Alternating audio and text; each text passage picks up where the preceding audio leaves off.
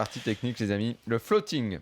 Ah, le floating, c'est un outil très spécifique, mais qui peut faire beaucoup de bien contre les joueurs qui sont un peu trop agressifs. Ou des dégâts sur Énormément de bien. Alors, qui commence ? On y va. Définition. Allez, Benjo, vas-y pour la Définition définition du floating. académique. Le floating, on a commencé à le voir apparaître historiquement un peu après le continuation bet. Quand il y a eu une période où ça a commencé, où tout le monde a commencé à le C-bet systématique. Voilà. Mais alors ça m'énerve, le C-bet parce qu'avant, ça n'existe pas. Je te tu parle le vois années venir, 90. tu le vois venir tout à ça. plein nez, ce truc-là. C'est... T'as relancé avant le flop, tu es l'agresseur, t'es en Forcément, position tu pour continues sûr à que agresser. Voilà. tu veux confirmer au flop. Sur la plupart des flops, tu vas miser. Et c'est là qu'est né le floating. Qu'est-ce que c'est le floating ? C'est quand toi, tu fais face à un continuation bet, t'es en position. Que tu as Et identifié que tu étais face à un mec qui était en C-bet. Quoi. Voilà, mais le floating, ça va être le fait de payer avec rien du tout le continuation bet du mec avec comme objectif de gagner le coup plus tard, soit au turn, soit à la rivière. Situation typique. Vaut mieux au turn, ça t'évite une angoisse supplémentaire.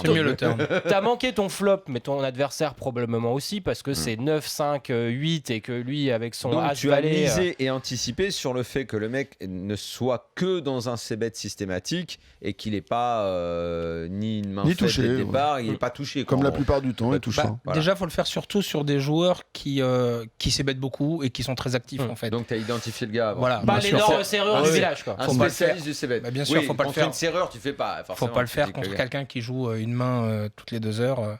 Non, c'est pas bon. Voilà. Mais contre quelqu'un qui est très actif, ça marche très très bien. Tu le fais 1, 2, 3 fois, et en plus de ça, ça va le calmer. Donc non seulement tu vas accumuler des jetons, mais en plus de ça, ça va le calmer pour le reste, et il voudra pas te jouer toi hors de position. Donc on récapitule. Donc le gars, il est dans sa démarche. Arrive. Tu le payes, tu fais ton sous-marin, tu le relances pas dès le flop, hein, non, tu comptes de le payer pour faire un peu peur.